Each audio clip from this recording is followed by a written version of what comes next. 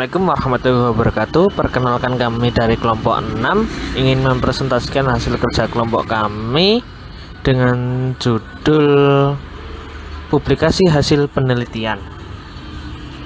Sebelum kami menjelaskan materi, kami perkenalkan terlebih dahulu. Kami dari kelompok 6, yang pertama ada Mardiana Sartika Dewi dengan NPM 019, yang kedua ada Alda Auliana Dila dengan NPM 023, yang ketiga ada Antoni Wisnu Nugroho dengan NPM 080, yang keempat ada Angelina Yunita dengan NPM 098, dan yang kelima ada Anana Imatul Jannah dengan NPM 145.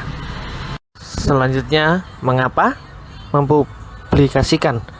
Alasannya, penelitian untuk departemen individu dan akademik dapat diklarifikasikan sebagai: yang pertama, aktualisasi diri; yang kedua, peningkatan kesempatan penunjuk dan promosi; yang ketiga, kemungkinan tenurial yang lebih baik; yang keempat, peningkatan pengajaran melalui koreksi penelitian; yang kelima, kemungkinan remisi dari pelajaran atau administrasi untuk melakukan penelitian; yang keenam, kesempatan untuk memenangkan hibah penelitian; yang ketujuh, peningkatan ketersediaan penugasan konsultasi; yang kedelapan, perjalanan ke luar negeri untuk mempresentasikan makalah di konferensi bergengsi; yang kesembilan, ketersediaan untuk memberikan supervisi; dan yang kesepuluh, yaitu daya tarik sumber daya melalui mekanisme pendanaan universitas nasional seperti Risk Quantum Index di Australia atau Research Assessment Exercise di Inggris. Selanjutnya, di mana untuk mempublikasikannya? Mempublikasikan karya akuntansi sangat luas dan berkembang. Di antaranya, yang pertama ada buku. Menulis buku memiliki peluang untuk tampil di media cetak, tetapi cenderung memakan banyak waktu. Kedua, bab buku, termasuk studi kasus. Setiap kontributor akan diminta untuk mengubah kata atau frasa aktual yang dipilih. Yang ketiga, laporan yang ditugaskan, umumnya terkait dengan topik penelitian doktoral. Yang keempat, artikel jurnal yang direferensikan, umumnya dianggap sebagai puncak prestasi akademik. Kelemahannya adalah bahwa jurnal yang lebih baik sulit masuk, lamanya waktu yang dibutuhkan untuk menerbitkan artikel di jurnal yang direferensikan. Baiklah, tempat untuk mempublikasikannya. Yang lain ada artikel jurnal profesional. Semua kerugian dari artikel-artikel yang direferensikan secara ajaib dibalik ketika menyusun. Jurnal-jurnal profesional. Artikel tidak memakan waktu lama untuk ditulis, proses peninjauan berlaku cepat. Setelah diterima, artikel akan diterbitkan dalam waktu 3 bulan. Yang keenam adalah makalah konferensi. Makalah konferensi jarang digunakan sebagai tujuan dalam disiplin akuntansi, tetapi mungkin menemukan dirinya dalam kumpulan prosidik konferensi yang diterbitkan.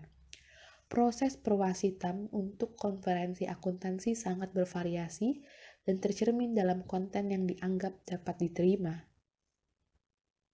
Selanjutnya adalah apa yang harus dipublikasikan. Menurut program Pitt, Marwick, and Michael Research Opportunities in Auditing tahun 1976 mengidentifikasi sejumlah karakteristik masalah penelitian yang perlu ditangani agar menarik bagi komunitas akademik. Yang pertama itu adalah harus menarik, yang kedua adalah harus mampu melakukan penelitian ilmiah, yang ketiga harus berakar pada pengetahuan dan metodologi penelitian yang mudah dicapai, yang keempat adalah kumpulan data dan informasi sampel harus ada untuk memungkinkan pengembangan teori dan hipotesis. Dan yang terakhir adalah masalahnya harus cukup penting untuk menarik dana penelitian. Selanjutnya adalah permasalahan penelitian. Pertanyaan penelitian harus ditentukan secara tepat dan dengan cara yang merinci motivasi untuk penelitiannya, yang mana tidak dapat dilebih-lebihkan. Kemudian yang kedua adalah tinjauan teori dan literatur, yang mana tinjauan pustaka harus terkini dan cukup mencerminkan teori yang relevan dan hasil penelitian sebelumnya.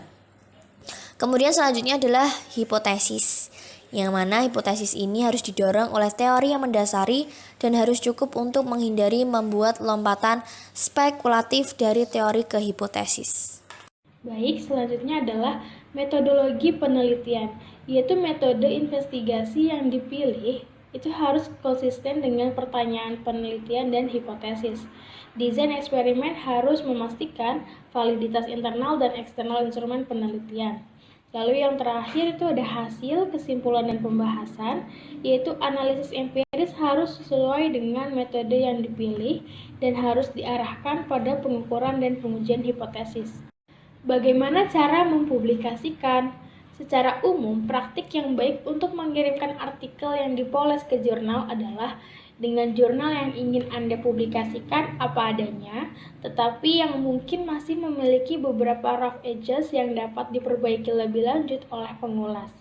Sistem yang berguna yaitu tulis sendiri draft kasar pertama, lalu edit draft pertama dengan pertimbangan seperti kejelasan, pengertian, dan lain-lain. Lalu mintalah orang lain di lapangan untuk melihat secara kritis kertas tersebut dan mengoreksi. Lalu revisi makalah dengan mempertimbangkan beberapa kritik. Lalu lokakarya makalah di 1 atau 2 universitas lain. Lalu kirimkan makalah ke konferensi yang disegani di lapangan. Yang terakhir, perbaiki lebih lanjut makalah berdasarkan komentar dan kirimkan versi ke jurnal yang ditargetkan. Materi lanjutan dari bagaimana cara mempublikasikan. Jadi, editor mengharapkan penulis mengadopsi pendekatan sistematis. Variasi dari metodologi yang sering diadopsi dalam praktik adalah mengirimkan draft pertama makalah yang telah dipoles ke anggota dewan redaksi jurnal target untuk dikomentari. Jadi, pada saat mengirim makalah, tulis surat pendamping singkat kepada editor dengan menjelaskan mengapa menurut Anda ini adalah jurnal yang tepat untuk penerbitan. Serta report bisa digunakan secara positif dan konstruktif dalam penulisan ulang makalah.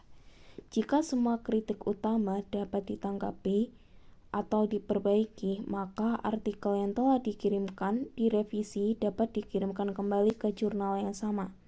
Jika ada celah yang tersisa, di mana makalah masih rentan, mungkin lebih baik menargetkan jurnal tingkat rendah. Selanjutnya adalah bagian penutup. Jadi, bagi mereka yang mencari penunjukan atau promosi akademik, kombinasi jurnal referensi dan profesional sangat membantu, tetap dengan penekanan yang jelas pada jurnal referensi.